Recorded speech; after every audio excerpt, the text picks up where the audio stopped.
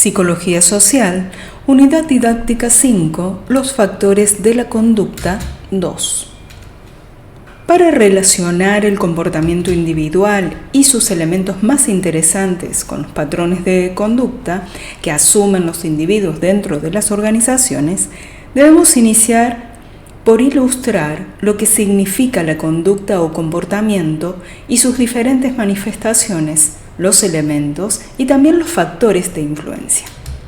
Definiremos la conducta como el modo de ser del individuo y conjunto de acciones que lleva a cabo para adaptarse a su entorno. La conducta, entonces, es la respuesta a una motivación en la que están involucrados componentes psicológicos, fisiológicos y de motricidad. La conducta de un individuo, considerada en un espacio y tiempo determinados, se denomina comportamiento. Y como estamos relacionando la conducta individual con las organizaciones, entendiendo que estas son elementos sociales, es interesante saber cómo la psicología organizacional enfoca la conducta o el comportamiento del hombre, siendo sus principales áreas de investigación las que vamos a enumerar a continuación. Una es la socialización, que se define como el proceso de adaptarse o formarse para un medio social específico. Otra área es la afiliación social, que se conceptualiza como el poder e influencia de factores que determinan con quién y de qué modo se relacionan los individuos, si es que lo hacen y si intentaran ejercer una influencia sobre los demás o ser a su vez influidos por otros. En tercer lugar, nombramos a la estructura y dinámica de grupos, en donde se estudia cómo el individuo y el grupo se influyen mutuamente, donde se han tratado temas como el del liderazgo, sus funciones, sus estilos y su efectividad, como la personalidad y la sociedad también. Los tipos de actitudes hacia la autoridad, así como la noción de personalidad autoritaria, están relacionados con ciertos aspectos de la conducta social. La comunicación interpersonal. Los psicólogos sociales consideran el lenguaje y la comunicación como algo central en la organización de la vida social. La comunicación no verbal, que se muestra como una compleja comunicación inconsciente que utiliza el lenguaje del cuerpo y es básica para el funcionamiento armónico de la interacción social. Y la cognición social, que abarca el estudio de cómo las personas se explican su propia conducta y la de los demás. También estudia el efecto de todos estos procesos en el pensamiento y la motivación. Y una vez conocida la perspectiva que la psicología tiene del comportamiento individual y aclarados algunos conceptos de gran utilidad en nuestro estudio, uniremos estas ideas con lo que el comportamiento organizacional define, como los elementos claves del comportamiento individual que, según Robbins, están representadas por las características biográficas, la habilidad, la personalidad y el aprendizaje, las variables individuales que son fácilmente claras de identificar en todas las personas. En resumen, primeramente tendremos a los individuos con sus características propias. Luego, con ello formaremos el concepto de grupo y al final llegaremos al nivel del sistema organizacional, donde uniremos los niveles anteriores como un sistema único. En el mismo orden de ideas del concepto amplio del comportamiento organizacional, debemos conocer que éste puede ser afectado por variables dependientes e independientes. Las primeras pueden definirse como el factor clave que se quieren explicar o predecir y que son afectados por otros factores que repercutirán en la organización, mientras que las segundas serán las mayores determinantes de las primeras. Y las variables dependientes que consideran algunos autores o que remarcan más son la productividad. Aquí la empresa es productiva si entiende que hay que tener eficacia, o sea, lograr las metas, y ser eficiente, es decir, que la eficacia vaya de la mano del bajo costo al mismo tiempo. Otra variable es el ausentismo. Toda empresa debe mantener bajo el ausentismo dentro de las filas porque este factor modifica de gran manera los costos. No cabe duda que la empresa no podrá llegar a sus metas si la gente no va a trabajar. Otra variable importante dependiente es la rotación. Es el retiro permanente, voluntario e involuntario de personas que trabajan en una empresa. Y esta puede ser positiva cuando el individuo no era satisfactorio, pero pudiese ser negativo cuando el personal con conocimientos y experiencia se va de la empresa. Y por último, vamos a nombrar a la satisfacción en el trabajo. Esto se refiere a que la cantidad de recompensa que el trabajador recibe por su esfuerzo sea equilibrada y que los mismos empleados se sientan conformes y estén convencidos que es eso lo que ellos merecen. Las variables independientes que afectan el comportamiento individual de las personas son variables del nivel individual, que son todas aquellas que posee una persona y que la han acompañado desde su nacimiento, como son sus valores, las actitudes, la personalidad y sus propias habilidades, que son posiblemente modificables por la empresa y que influirían en su comportamiento dentro de la empresa. Otra variable es a nivel de grupo. El comportamiento que tienen las personas al estar en contacto con otras es muy distinto, por lo que esto representará un factor de estudio. Y las variables a nivel de sistema de organización. Aquí los individuos, los grupos conformarán la organización y por ende los procesos de trabajo, las políticas también y las prácticas que realice la organización tendrán un impacto que debe analizarse. Y una vez conocidas las variables que afectan el comportamiento organizacional, explicaremos cuál es la importancia del estudio del comportamiento para los administradores.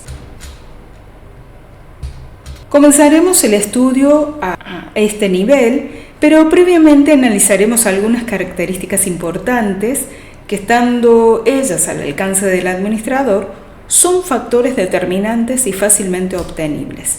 Nos estamos refiriendo específicamente a los elementos que reciben el nombre de características biográficas. En sí, las características biográficas son las características personales, como son la edad, el estado civil y el sexo. Y estas características son objetivas y se pueden obtener con facilidad de los registros, es decir, los legajos de alta, personales, obrantes o en poder de la empresa. Esencialmente es para encontrar y analizar las variables que potencialmente tendrían consecuencias en las variables dependientes, como ya habíamos nombrado anteriormente, que son la productividad, el ausentismo y la rotación. Si nos referimos a la edad, la situación demográfica del futuro cercano es preocupante. A partir del 2006, la jubilación de los baby boomers, nacidos después de la liberación, desencadenará una contracción de la población activa. Es necesario prever 30.000 activos menos por año entre lo que se decía en el 2006 y 2010 y 80.000 después. A partir del 2012, el 60% de los funcionarios ya tendrían que estar jubilados. Francia se caracteriza por una tasa de actividad de los seniors, es decir, en edades entre los 60 y 64 años, de las más bajas de Europa. Mientras que esta corresponde al 29,9% en Alemania, en Francia es el 15,3%, en el Reino Unido el 49,5% y el 54,6% en Suecia. En el 2000, en Francia solamente el 29,7% de los hombres y de las mujeres de 55 a 64 años ejercían un empleo, mientras que el 37,7% lo hacía en el conjunto de la Unión Europea. Según el Instituto Nacional de Estadísticas y Estudios Económicos en Francia, durante los últimos 30 años, la proporción de hombres activos de 55 a 59 años ha pasado del 83% al 68%, o sea, ha disminuido. Paralelamente, los jóvenes llegan cada vez más tardes y en menor número al mercado laboral. Y frente a esta situación, la mayoría de las empresas han reaccionado poco. Y según una encuesta realizada en el 2001 a 3.000 empresas por el Ministerio del Empleo y la Solidaridad, solamente 1 de cada 5 establecimientos declara gestionar la pirámide de los años de manera anticipada, y en 1 de cada 2 el director del establecimiento o el responsable de recursos humanos interrogado reconoce no haberse planteado nunca esta cuestión. El nivel de preocupación es ciertamente variado según las empresas, pero sigue dominando la indiferencia general sin duda alguna. Esta situación demográfica no plantea únicamente desafíos a la política social, a la financiación de las jubilaciones y encargarse de las asistencias sociales, sino también a las exigencias de competitividad de las empresas y del crecimiento del país. Y según los sectores de actividad, el impacto de la edad varía según los tipos de empleo y también según los sectores, como puede ser en la industria, la construcción, en servicios personalizados o servicios inmateriales, en trabajos de concepción o de asesoría en los que se ejerce. Existirán empleos en los que la edad tendrá poco impacto y otros en los que el envejecimiento podrá ser considerado como positivo. La edad es un inconveniente a la hora de encontrar trabajo, es una de los grandes interrogantes, o por el contrario debe valorarse las aptitudes que confieren a la experiencia. Empresas, sectores y la propia sociedad adoptan distintas posturas ante la edad en el trabajo, y la mayoría de las empresas piensan que la edad en sí es un gran inconveniente en la búsqueda del empleo. Los jóvenes siguen considerando a la gente mayor menos atractiva, menos activa y menos vital. Y actualmente el mensaje que se quiere transmitir está claro. Ofrece una imagen joven, actúa de forma joven e intenta que nadie adivine su verdadera edad. Y esto es lo que persiguen con verdadera ansiedad los mayores de 40 años que buscan empleo. Sin embargo, ser joven también tiene sus desventajas y existen puestos especialmente diseñados para aquellos recién salidos de la universidad. Hay empleos con sueldos que no podrían mantener a una familia con hijos, pero también existen puestos para los que no se exige una edad determinada y para los que lo importante es encontrar a alguien verdaderamente rentable para la empresa. Y para estos últimos, la experiencia, la energía y el entusiasmo del candidato es en realidad lo que cuenta. Lo importante de la experiencia no es tanto lo que se ha hecho en el pasado o lo que se ha conseguido hasta ahora, sino la autoconfianza que se desarrolla cuando uno ha vivido determinadas situaciones de empresa. Se trata de que los conocimientos que posees te ayuden a reconocer posibles peligros o riesgos, así como la forma de evitarlos, de modo que se emplee la mínima cantidad de energía y recursos para conducir a la empresa hacia sus objetivos. Significa que el empleado potencial no debe solo demostrar profesionalidad en su área funcional, sino que puede entrar en una compañía que no le dará tiempo o le dará el mínimo para aprender qué debe hacer para conseguir los resultados esperados. Esto es lo que significa tener una experiencia útil. Para alcanzarlo, algunos necesitan años y otros muy poco tiempo. La gente joven tiene energía. A veces no se aprovecha debidamente, ya que, entre otras ilusiones, muchos jóvenes creen que su caudal de energía no tiene límites. Y por el otro lado, a cierta edad la persona tiene suficiente energía para realizar toda su jornada laboral, que muchas veces alcanza unas 12 o 14 horas. Viajar y cumplir con otras obligaciones del trabajo y aún tener más para ofrecer a su familia y amigos. Y entonces esta persona tiene suficiente energía para el puesto de dirección más exigente.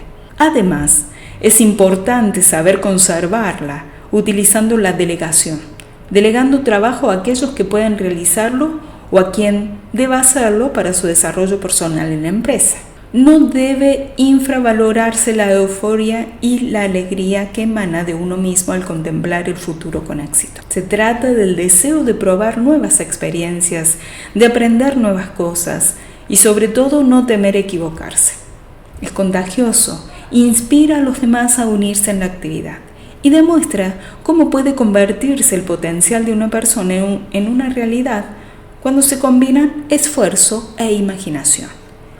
Y estas son las 3 cualidades más importantes que un candidato puede ofrecer, sin importar la edad que tenga, darse cuenta de que estos son los requisitos esenciales y creer en ello eliminará la discriminación existente contra la gente de edad. El valor de la juventud está actualmente en alza, lo cual es imprescindible, pero la edad madura es también importante y el equilibrio de edades es bueno, lo mismo que el equilibrio de hombres y mujeres es bueno, punto a tratar seguidamente. Ahora que la esperanza de vida se alarga cada vez más, quisiera exponer a favor de la edad madura. Las escuelas de negocios convierten a la gente joven en analistas de empresas, no en directivos. Piensan que el éxito está en el logro de los objetivos y no caen en la cuenta de que el verdadero éxito es un estado mental que se autoperfecciona. Por último, cuando se ve una foto o spot de una empresa que se ha transformado de manera importante, que tiene éxito de verdad, que se consolida internamente logrando un equipo integrado, bien comunicado y organizado, que da buena calidad de servicio al cliente, que se ve que entre la gente de ese equipo hay una persona que tiene más de 50 años. Con el estallido de la Primera Guerra Mundial y de la Segunda, en 1914, que las mujeres comunes y corrientes, por decirlo así, tuvieron la oportunidad de realizar actividades que anteriormente se habían reservado para los hombres. Hasta aquel entonces, por primera vez, la mujer se encontraba fuera de casa y de sus quehaceres y deberes correspondientes. Dadas las circunstancias, podían y tenían que trabajar para mantenerse económicamente. Se hallaban en las fábricas, en los hospitales, en el comercio y en las oficinas en general. Sin embargo, permanecieron excluidas de las posiciones de mando y discriminadas con salarios inferiores. Con el regreso de los soldados, muchas mujeres fueron relegadas a sus hogares nuevamente. No importó si habían adquirido experiencia o si se habían desempeñado con eficiencia. El problema radicaba en que los hombres habían vuelto y reclamaban su estatus predominante en la sociedad. En lo personal, no me sorprendió que a raíz de estos sucesos tomaran mayor auge los movimientos de mujeres alrededor del mundo. Después de haberles dado tal oportunidad y de haber saboreado por un corto tiempo la independencia, las mujeres no iban a poder reasumir un papel pasivo y sumiso en la sociedad. Habían demostrado ser capaces y las más emprendedoras de aquellos tiempos hicieron posible que hoy muchas podamos gozar de beneficios tan elementales como el de la educación superior o técnica. Las primeras manifestaciones y reclamos de igualdad entre géneros lo inició el grupo de las sufragistas en Inglaterra a comienzos del siglo XX. Fue el primer paso para dejar de ser ciudadanas de segunda clase. Al adquirir el derecho al voto femenino, se logró que se prestase mayor atención a la voz de las mujeres en el ámbito político. En la Argentina se promulgó la ley del voto femenino a través de la lucha de la mujer histórica argentina, que era Eva Perón. La acción política dirigida a la mujer cosechó sus frutos en las elecciones del 11 de noviembre de 1951. Votaron más de 3.800.000 mujeres. El 63,9% lo hizo por el Partido Peronista, el 30% por la Unión Cívica Radical, y a su vez el Partido Peronista fue el único de ambos que llevó mujeres en su lista. En el 52, 23 diputadas y 6 senadoras ocuparon sus bancas. Con la aparición de la píldora anticonceptiva y muchos otros métodos anticonceptivos, la mujer ha logrado un avance en su desarrollo laboral. Significó un gran cambio socioeconómico. La fuerza laboral se duplicó. Finalmente, la mujer podría elegir un esposo y el momento para tener a sus hijos. El realizar cualquier tipo de actividad para la cual se encuentre capacidad empezaba a dejar de ser un tabú. siquiera o no los métodos de planificación familiar han ayudado a borrar la idea de que el cuerpo de la mujer es posesión de su marido y que su principal y única función es la de procreación. Aunque la mujer haya sido bendecida con tal bella facultad física, no significa que se debe limitar a la misma, por lo que al transcurrir los años, el quehacer de la mujer ha venido dejando huellas significativas en las múltiples áreas. Actualmente, quien desee figurar en el ámbito político, social o económico no puede regirse como antiguamente se hacía bajo la ética maquiavélica, donde el fin justifica los medios, por lo cual las características que refleja el estilo de liderazgo femenino anteriormente descrito ha cobrado mayor valía. Los líderes mundiales modernos, que seguramente serán recordados con gratitud, respeto y admiración, no son autocráticos ni explotadores y mucho menos manipuladores.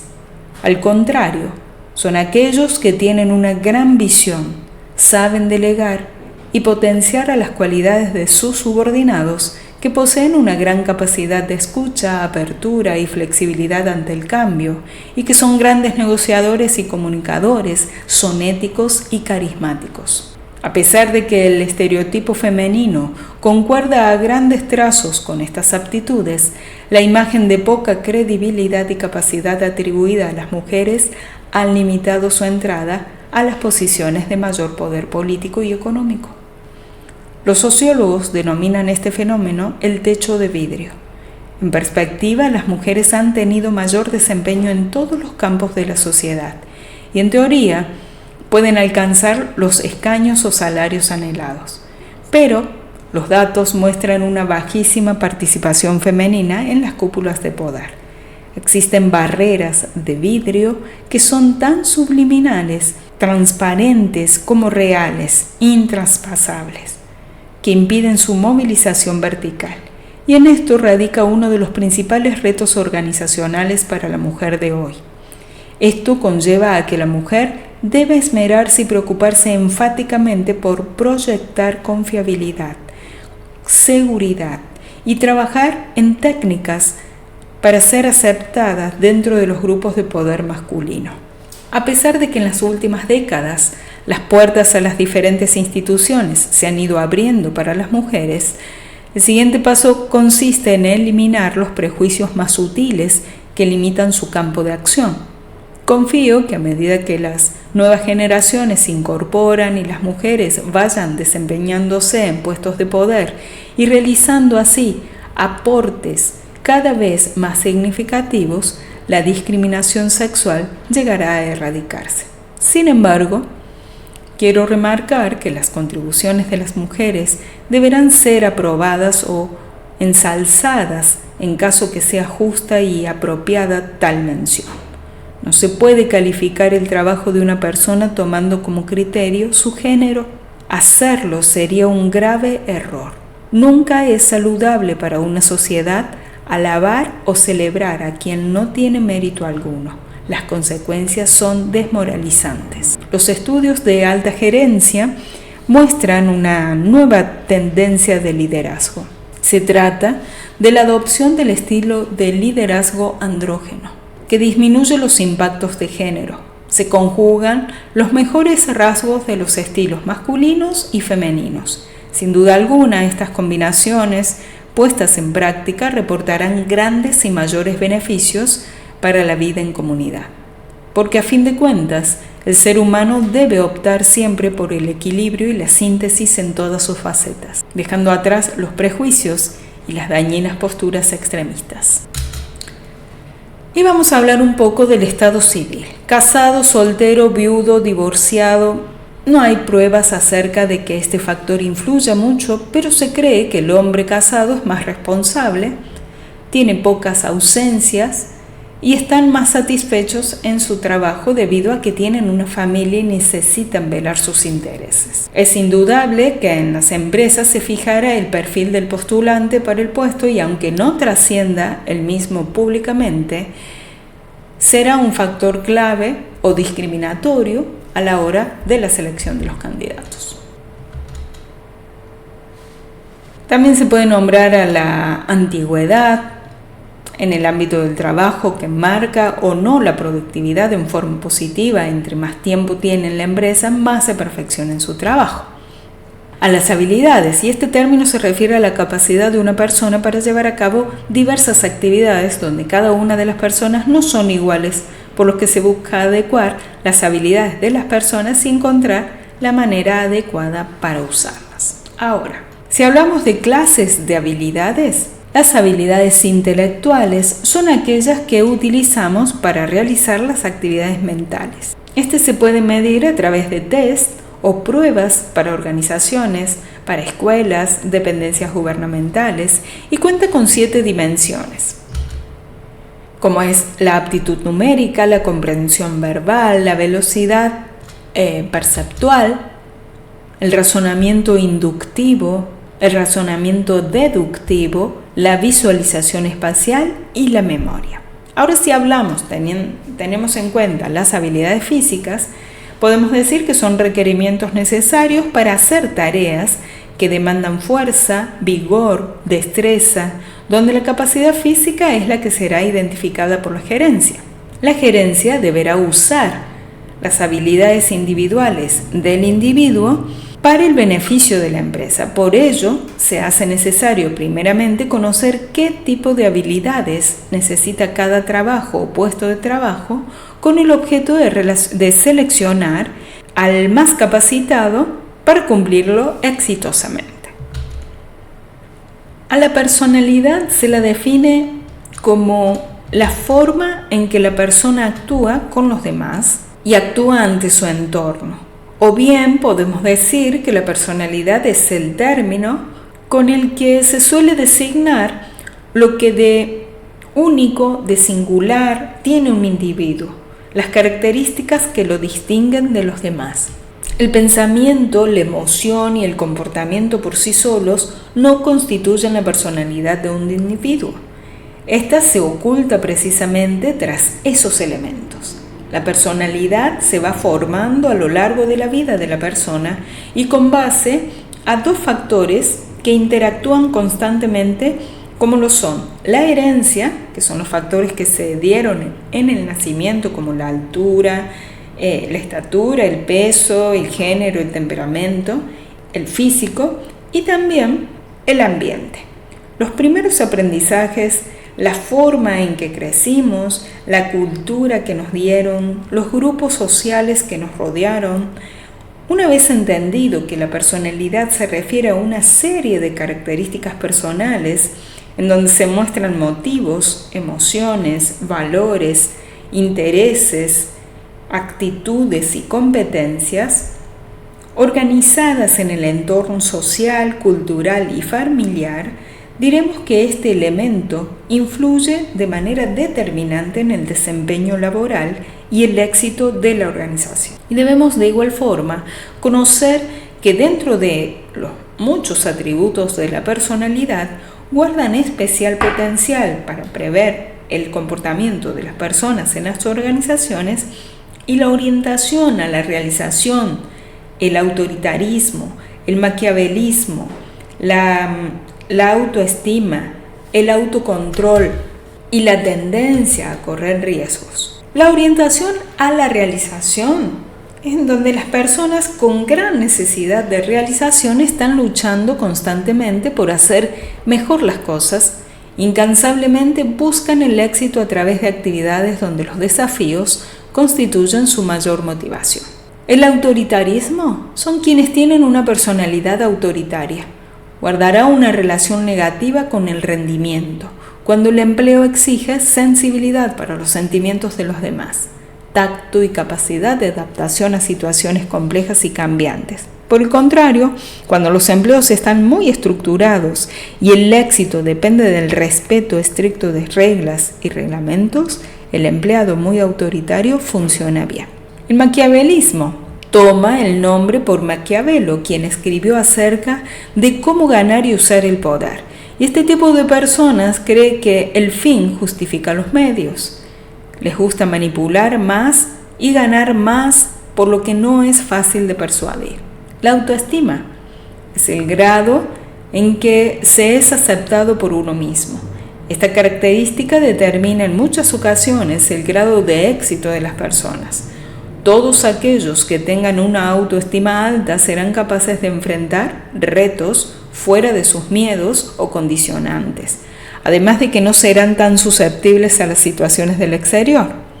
En los puestos administrativos, las personas que tienen poca autoestima suelen preocuparse por complacer a otros y por tanto es menos probable que adopten posiciones poco populares.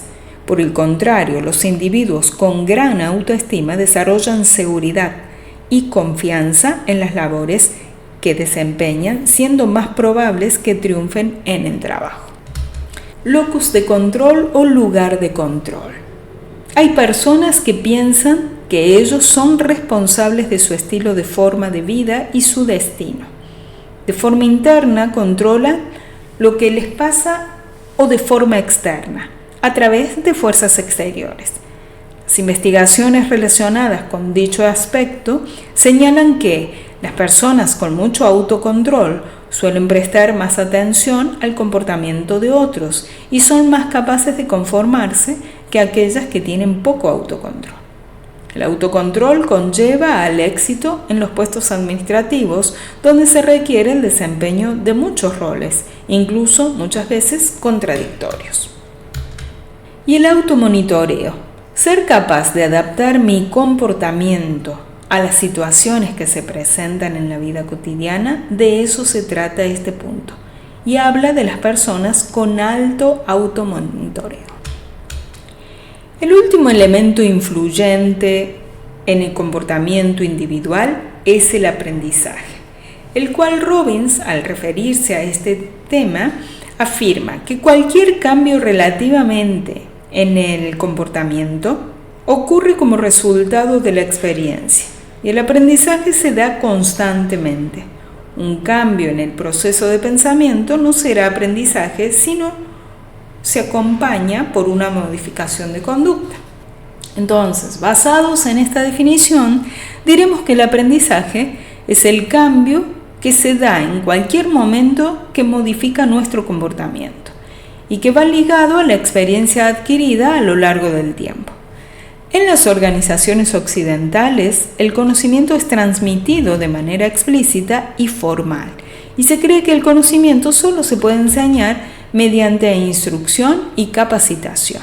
Mientras que en el Oriente, las empresas que se enfocan a la innovación tienen una concepción distinta, donde la parte significativa está enraizada en la acción, en la experiencia, en las emociones y valores de los individuos.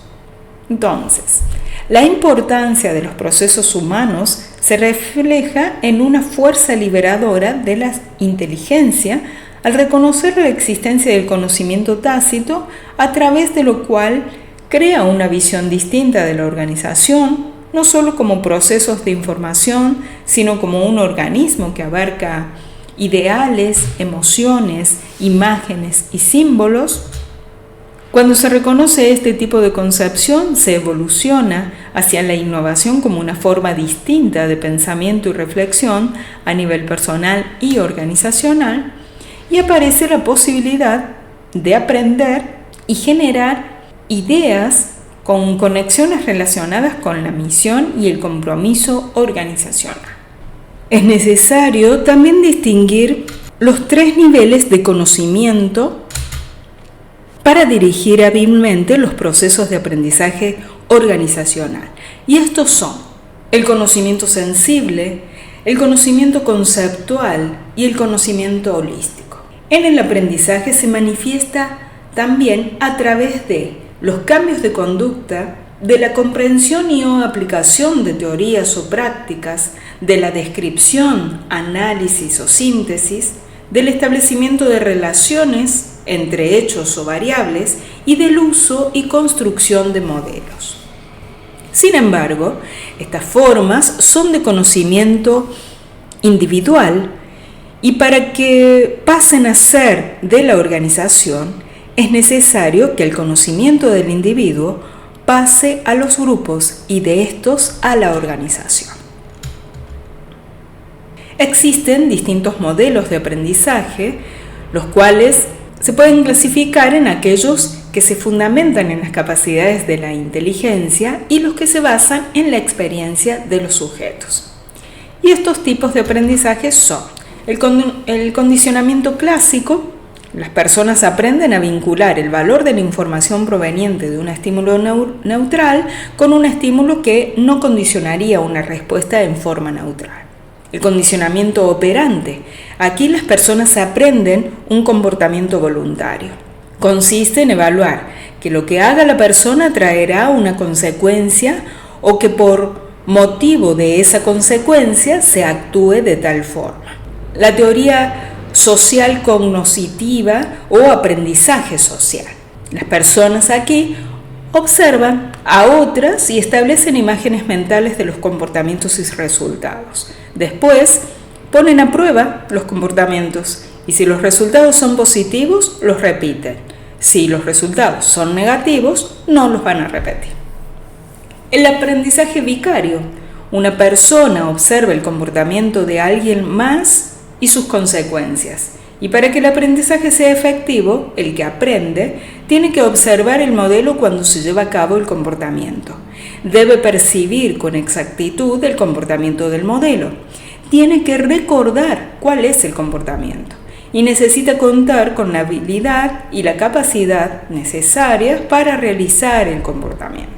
También debe observar que el modelo decide recompensar por el comportamiento. También podemos hablar del autocontrol, otro tipo de aprendizaje, que se aprende un comportamiento nuevo incluso sin una presión externa para realizarlo. La eficacia personal. De ahí confianza que tiene la persona en su capacidad para realizar una tarea específica en una situación particular. Las personas piensan que cuentan con la habilidad necesaria, que son capaces de aplicar el esfuerzo requerido, que ningún acontecimiento externo evitará que lleven a cabo el trabajo en su nivel más alto. También la eficacia personal afecta el aprendizaje. ¿Por qué? Porque influyen sobre las actividades y las metas que las personas se fijan a sí mismos, porque influye sobre el esfuerzo que las personas aplican al trabajo y afecta la persistencia de las personas cuando llevan a cabo tareas complejas. Se puede hablar de aprendizaje en equipo, de visión compartida, que si está el ciclo de aprendizaje de David Koff, y otro modelo es el de Heidi. Y por otra parte, existe el modelo occidental o racionalismo, que está basado en las teorías del comportamiento, el de la ciencia de la administración y el enfoque de sistemas mencionados anteriormente, que ha propiciado el surgimiento de la teoría del aprendizaje organizacional. Se incorpora a un modelo de desarrollo humano y de capacidades intelectuales como la tecnología y un plan concreto de monitoreo y reforzamiento basado en el mejoramiento y el compromiso. Y las fases del aprendizaje son la fase inicial, la de motivación al reto y la fase de apoyo. En la fase inicial es la fase de apertura al aprendizaje. Esta fase se caracteriza por la resistencia a aprender. No solamente se resisten los miembros de la organización, sino que en ocasiones los líderes se oponen con más fuerza. Entre ellos están quienes se resisten a apoyar el aprendizaje atendiendo lo cotidiano, los que apoyan de forma aparente y los que apoyan las acciones que involucran a los demás, pero no se involucran directamente mostrando disposición para aprender. Al asumir plenamente la decisión de cambiar y convertir a la organización en una organización en aprendizaje, el proceso a seguir por los directivos líderes es la seguridad en sí mismos que deben transmitir a los miembros en la organización, lo cual significa un compromiso tácito con el proceso y se reconoce la necesidad de mejorar. Si hablamos de la fase de motivación al reto, los líderes de organizaciones en aprendizajes se caracterizan por el estímulo y también por la capacidad para apoyar y retar al máximo a sus seguidores bajo la premisa del reconocimiento de sus necesidades.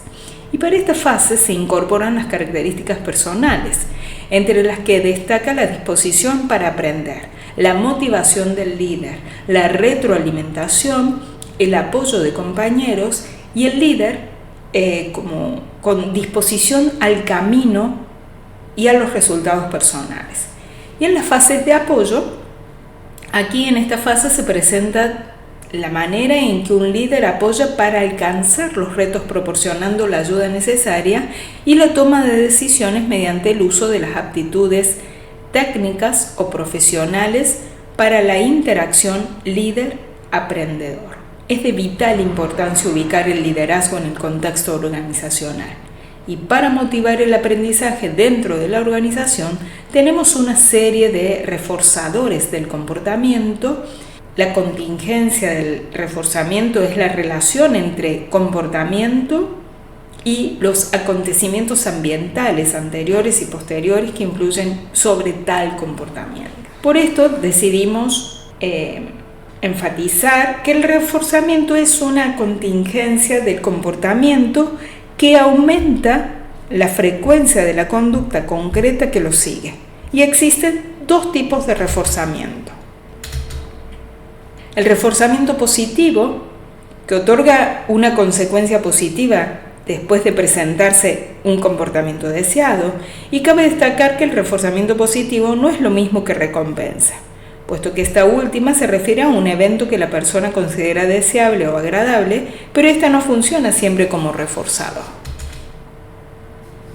Y tenemos dos clases de reforzadores. Los primarios, que es un suceso del que la persona valora y ya conoce, ¿no?, su valor, y los secundarios, es un suceso que antes tuvo un valor neutral, pero que adquirió cierto valor específico para una persona a causa de una experiencia. Y este tipo de reforzamiento se basa en 4 principios. El principio de reforzamiento contingente, el principio de reforzamiento inmediato, el principio de magnitud del reforzamiento y el principio de la privación del reforzamiento. Y siguiendo con los tipos de reforzamiento, también tenemos el reforzamiento negativo, que sucede cuando ocurre el comportamiento deseado y se elimina un suceso desagradable que lo antecede. Es importante recalcar aquí la diferencia entre reforzamiento negativo y castigo, o reforzamiento negativo se utiliza para aumentar la frecuencia de un comportamiento deseado, mientras que el castigo es usado para disminuir la frecuencia de uno indeseado. Entre los tipos de aprendizajes negativos tenemos el aprendizaje de escape, que ocurre un suceso desagradable que hace que la persona realiza un comportamiento que le ponga fin. El aprendizaje de evitación, una persona evita un suceso desagradable llevando a cabo el comportamiento apropiado. Y el de omisión, se eliminan todos los sucesos reforzantes. Ahora, el proceso cuenta con 3 etapas. Identificar el comportamiento a reducir o eliminar, identificar el reforzador que apoye el reforzamiento y detener el reforzador. Y por último tenemos otro tipo de aprendizajes negativos, que es el castigo, que es un hecho desagradable que sigue a un comportamiento y disminuye su frecuencia. El término de satisfacción en el trabajo siempre será un punto clave que debamos de tratar, ya que de ello depende que el empleado se sienta conforme y demuestre qué tan productivo es. Sin embargo, los valores son formas básicas de modos de conducta que afectan el comportamiento del empleado y también los debemos tomar en cuenta. Y todas las personas poseemos un sistema de valores con base a la jerarquía de la importancia relativa que nosotros le damos. Los valores son objeto de estudio, pues son la base para entender las actitudes y motivaciones y porque influyen en nuestra percepción. Todos los valores de cada persona tienen una fuente de donde provienen, que son la familia, los amigos, la escuela, con los maestros, la cultura del país donde se viva. Pero los valores que regularmente mostramos son los que adquirimos en los primeros años de nuestra vida. Es así que los valores pueden clasificarse y así poder determinar de una forma lógica qué tipo de comportamiento tendrá el empleado a partir de esa tipología. No quisiera dejar de lado que los valores forman parte de la personalidad, lo que representa que este tipo de convicciones estarán presentes durante toda la vida del individuo y que estas manifiestan una visión de lo correcto e incorrecto desde el punto subjetivo de la persona y reflejado en saber si es o no buena la pena capital, si es o no bueno tener poder y dinero, etcétera, etcétera, etcétera. Si hablamos de las actitudes, que son aprobaciones o desaprobaciones a través de enunciados llamados de evaluación, es decir, es la forma de representar cómo se siente una persona. Las actitudes no son lo mismo que los valores, pero están interrelacionados. Igual que los valores, las actitudes las adoptamos de los padres, de los grupos sociales, de los maestros. Nacemos con cierta predisposición y a medida que vamos creciendo, tomamos lo que vemos de las otras personas que respetamos, que admiramos o se dice incluso de lo que tenemos. También de las personas que tememos, ¿no? Vamos moldeando nuestras actitudes al ir observando a los demás. Y se dice también que estas actitudes son más inestables, ya que son moldeables a la conveniencia de personas o empresas, obteniendo de ellas un comportamiento deseable. Los tipos de actitudes que consideramos son aquellos que se relacionan con el trabajo y son los que el comportamiento organizacional enfoca en mayor forma. Y son 3 las actitudes. Una es la satisfacción en el trabajo, que es la actitud que un empleado asume respecto a su trabajo de forma lógica. Aquellas personas que obtienen un alto nivel de satisfacción con sus actividades y establecen actitudes muy positivas y benéficas. Y a este tema le dedicaremos un próximo módulo, ¿no? También tenemos otro tipo de actitud que es el compromiso con el trabajo. Un término recién tomado para su estudio, el cual establece que es el que mide el grado en el que la persona se valora a sí misma a través de la identificación sociológica en su puesto dentro de la empresa. A los trabajadores plenamente identificados realmente les importa el trabajo que realizan. Y por último, otro tipo de actitud es el compromiso organizacional. Y es aquella que se refiere a que el empleado se identifica con la empresa, con las metas, con los objetivos y que está metido en ello como cualquier otro que trabaja ahí. Es decir, este se refiere a identificarse con el servicio persona a la organización y el compromiso con el trabajo a identificarse con su labor específica, ¿no? Entonces, las actitudes de las personas son sumamente cambiantes, dependiendo de la situación que los gerentes han observado y que buscan encontrar solución. Se hace referencia a que las situaciones que el empleado anteriormente asumía son posibles limitantes para un desarrollo de la persona en el presente y en el futuro.